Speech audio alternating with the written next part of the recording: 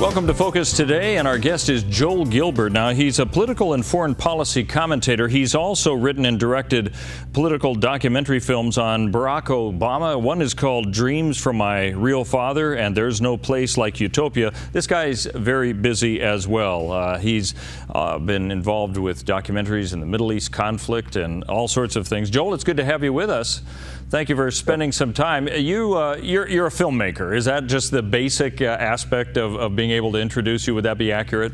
That's fine. That's a good start. Okay, good. And you do a whole lot of other things as well.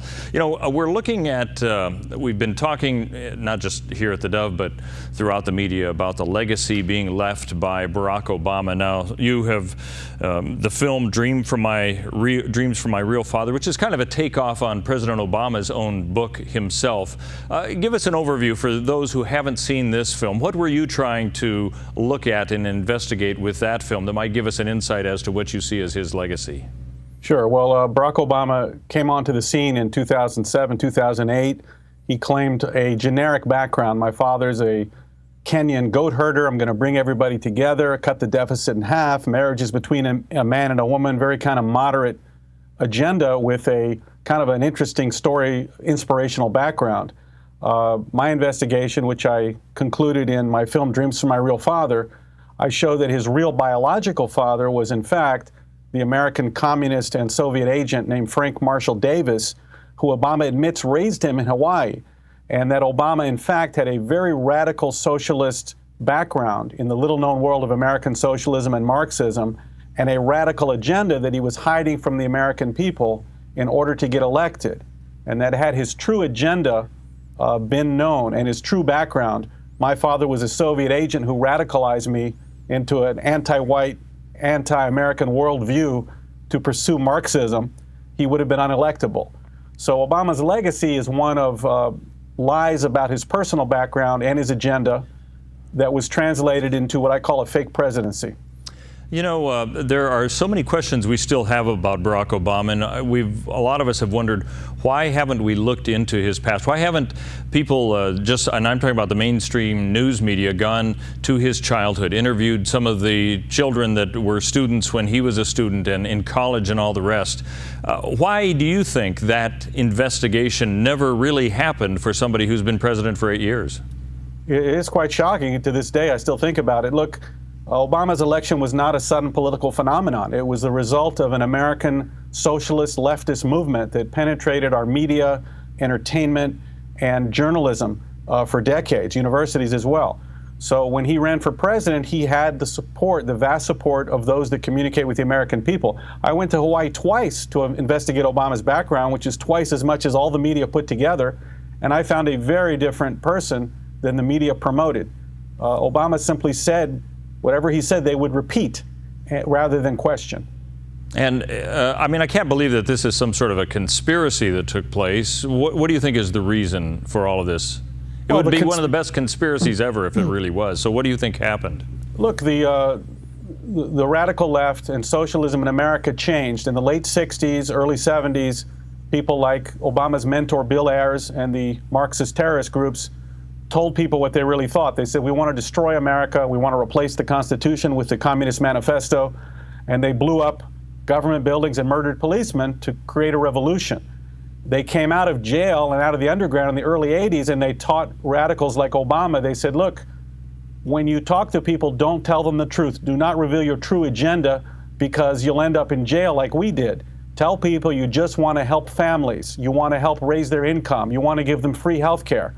And then once you get elected, you can throw the voters under the bus and pursue the radical agenda that no one voted for. All right, so with that as a backdrop then, with all the lists, now we could have things that he did with executive orders and other things as well. What do you see as the legacy that he is leaving, given the background that you've mentioned? The legacy is one of lies and divisiveness. Let's start with Obama's own words. In his farewell address, he said, I rebooted the car industry. Well, no, he simply transferred the debt to the American taxpayer. He said, I've created more jobs than any president in history.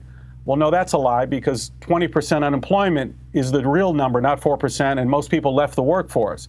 He said, I started a new chapter in Cuba. Well, that's a lie. He simply propped up the communist regime. like the leftists have wanted to coddle up to the Castros for so many years. He said, I stopped the Iranian nuclear program. Well, that's a lie. The $1.7 billion in cash that went to Iran went straight to North Korea for the Iranian nuclear program to simply continue. And of course, he said, I put 20 million people on health insurance. Well, that's a lie, because most of them were kicked off their health insurance because of government control over the healthcare system. So Obama's legacy is one of lies about who he is, what he would do, and even what he did in office is a total fabrication. So we're left with a terrible taste in our mouths and a divided country. Obama is a professional agitator. He was never interested in being president. He was interested in using the presidency to divide the country along racial and economic lines. You know, the top 1% are keeping all your money. There's an evil boogeyman that is preventing you from being successful. Jim Crow, slavery, it's just yesterday. So this is the divisive personality that he is. He's just like, you know, Reverend Wright. He claimed he was never in any of those lectures, but he was there. And his real ideology goes back to the anti-white, anti-American radicalization from his real biological father, Frank Marshall Davis. All right, we're talking with Joel Gilbert. He's written and directed quite a few movies, including Dreams from My Real Father and There's No Place Like Utopia. Given what you have said here, do you think that this type of information is going to ever come to light? Because there are some people who will say, hey, he's the best president ever, and they probably don't want to hear anything else. But history has a tendency to kind of open this up. Do you have any confidence that some of the things you've mentioned will be brought out to the public? Yeah, I think we've come a long way. I've done an interview online with Malik Obama, Obama's alleged half-brother from Kenya, who now agrees with me that he thinks Frank is the likely father. I talked to Obama's best friend, who's in Corcoran State Prison, who told me the story of how Obama found out that Frank Marshall Davis was the real father and how much time he really spent with him. And look, 4 years ago, when Dreams from My Real Father came out, people were shocked. They'd say, well, it can't be that Obama lied about his background and his agenda. If this was true, CNN would have covered this. You know, now 4 years later, people are much more receptive. They're like, you know what? It's very possible CNN covered this up, and it's more than likely that Obama lied about everything. So we've come a long way. And in my movie, There's No Place Like Utopia, I talked to a lot of black people in urban America, and they have suffered the effects of 50, 60 years of Democrat control that's led to violent neighborhoods, no jobs, poor education. And they're sick of it. They know that they did not improve under Obama. Nothing changed.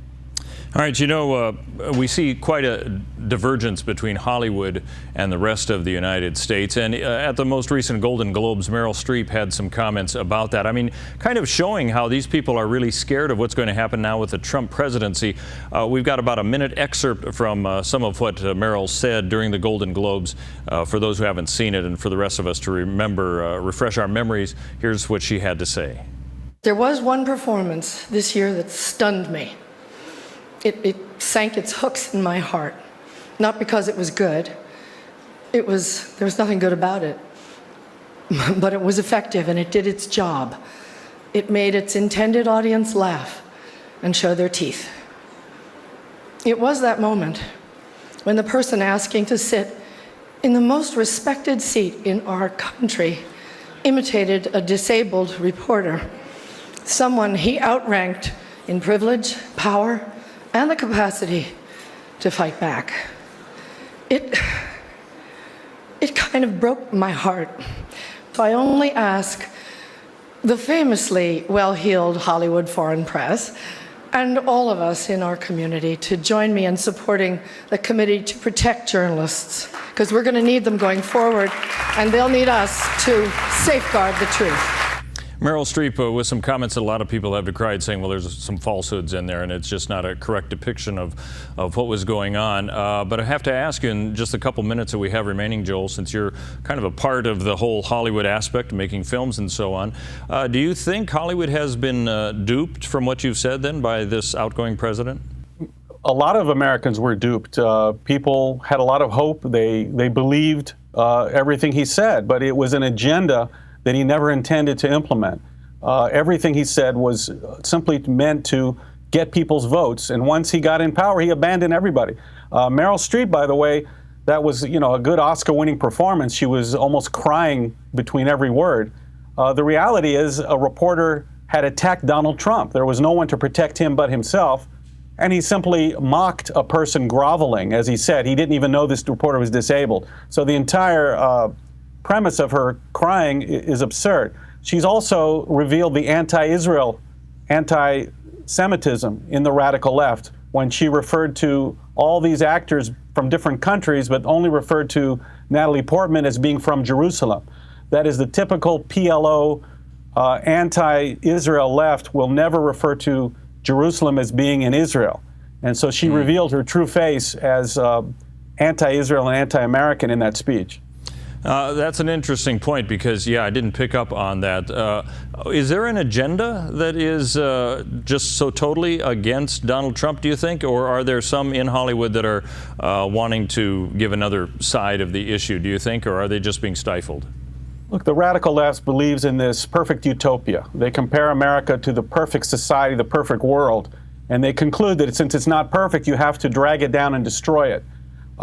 Conservatives and normal Americans from flyover land, where I'm from, Tennessee originally, we compare America to the rest of the world, and we're pretty happy that this is a constitutional republic with liberty and the right to pursuit of happiness. The radical left knows that Donald Trump won't go along with their agenda, and he's going to promote American values, constitutional values, protect our free speech, protect the Second Amendment, 10th Amendment. And this is something they've been trying to undo for years. So the real American values express themselves, I think, in the election of Donald Trump, and he's put together a very strong cabinet, and it's going to be a lot of fun these first 100 days to see the Hollywood elites squirm. It will be an interesting few days for sure. Hey, Joel, thanks for being with us. Give us an idea. What project are you working on now that we might be able to see? Well, you can, of course, see obamasrealfather.com, all the latest news releases and that film, Dreams from My Real Father. There's no place like utopia.com. Go to joelgilbert.net for some of my latest releases. I did a documentary film on Danny Williams, which is Bill and Hillary Clinton's black son that they banished, and made quite a splash. Over 30 million people saw that film. I'll be releasing a new film in about 6 months, and you'll be the first to know. All right, you bet. Joel, thanks for being with us. Thank you. And thanks for joining us on Focus today.